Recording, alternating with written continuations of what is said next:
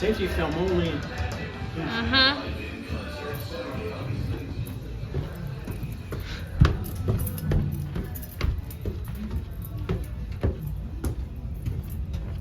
So most film projection booths, you got to walk up. They're up to slant down to the projection screen. We got lots of room up here. We even have a purple couch. Yep, that Ron sleeps on periodically. Prince donated this to us. Wow. Yes, because it's purple. Yeah. Here's our fancy laser projectors. Yesima is one of the few theaters in Indiana that has laser projectors. Get a shot out there. Look how good that looks. Very bright, very clear images. Teenage Mutant Ninja Turtles right here. So come see Oppenheimer in laser projection. We don't have IMAX, but we've got laser projection. We have 2 of these. Very expensive units. Thanks to the people at Lincoln Central, Randy Allman and Diane Delp, they go out and they get grants, and of course the money we get from tickets and concession stuff pay for these. So they're really easy to operate. But back in the old days, because I'm old, we used to have projectors like this. And you had reels of film. You had 20 minutes of film on one reel, so you had to switch from one projector to the other when they ran out. And you ever notice in the old films, there'd be a little white circle, cigarette burn up in the corner of the film. That's the cue mark. We'd tell the projector, get ready to switch to the other one. See one, okay, get ready. There's the other one. Switch over to that projector. I did that when I was in college. So that's what 35mm film looks like this. Like this, actually. This is an old Coke commercial. Are we able to, probably not obviously, but... We don't have the 35mm projectors anymore. Okay, so we couldn't run them on ours? No. If you buy an all access pass to Yes Cinema, we put one of these on the pass. Diane Delp does. So you have a souvenir like that.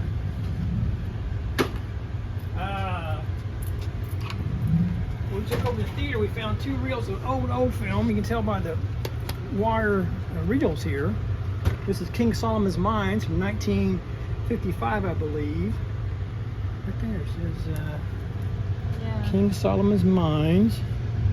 And usually most films, 20 minutes per film, there'd be at least 5 reels. We only have 2, so we don't have the complete film. We've never projected even when we had the projectors. I did look at it. It's all pink now because they used cheap film dye back in the 50s. After Technicolor, they don't have that anymore. So it's all kind of a pink hue to it now. That's pretty cool to have that. It used to be union projectors. I was never in the union. You had to be in the union to do all this. And now we got teenagers doing it. So. Yeah. What are these? So then in the we had that's got water damage. We had the film. It was on nitrate film up through 1950. It was very flammable, and then they switched to safety film made out of plastic, so it wasn't flammable and it lasted longer. And in the late 70s, they switched to a platter system. So these are platters. You take the whole film off these reels, take the head and tails off, tape them together. You had one long ribbon of film, and the whole film head's on this. And you would take it through the projector, and you thread it through the projector, and then out, and then rewind them into the platter. So that you only had to have one projector then, and it was a lot easier. I always pride myself. I've been doing this for 25-some years now. I've never had a problem where we had to give out passes to people when I've worked. That was my error. Why is that? Because I'm good. Oh, okay. I check and double check. Yeah. Things. I mean, there's been cases, the weather or something. But there's never nothing to do with my error. And of course, with digital now, it's a lot easier and stuff. What year? This is late 70s when the platter system came out. And then digital came along, 2012 maybe? Something like that, digital came along. Here again, I thought, how's Yes Cinema, a mom and pop not-for-profit organization going to afford these $50,000+ projectors? But Randy and Diane went out and they got the money from different foundations and things. Awesome. And now we have upgraded to laser projectors. We're always upgrading. We got new screens a few years ago, new sound systems. One of these days we'll get Atmos sound system. So we're always upgrading here at Cinema. Is there ever a possibility of 3D? Probably not. We talked about it. It'd be more expensive ticket, more expensive equipment, and some people complain they don't like it. So we've never done that. Would this all have to be 3D, or could you do both 2D and 3D on like the same one? Oh, okay. Yeah. All right.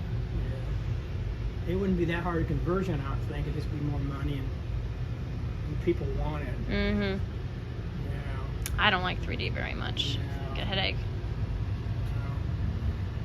So, All right. that's the booth. It was more fun in the old days when we had the old projector. Now we just have boxes. Yeah. But it's a lot easier to program and build films, and it looks a lot better.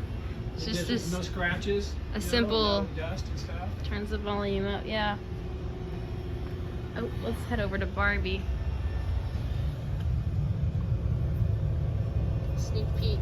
Oh, is this illegal, filming it? For promotional purposes, I suppose it's okay. Okay. For a few seconds. What are these extra windows just for? Those are we call them portholes. Portholes. Why are they there? Well, of course, you have the one for the projector, and then you have one for projections to look at. Ah, okay. That's why. Of course, we have these other smaller, lower price digital projectors. They're not actually movie theater projectors, so to speak. But we'll have school groups come here, and they want like a DVD or something. So we'll play it through this. And it still looks great. Yeah. It still looks great and everything. Yeah. All right. Well, thank you, Ron. All right. Well, you're welcome. Thank you so much. Get the movies.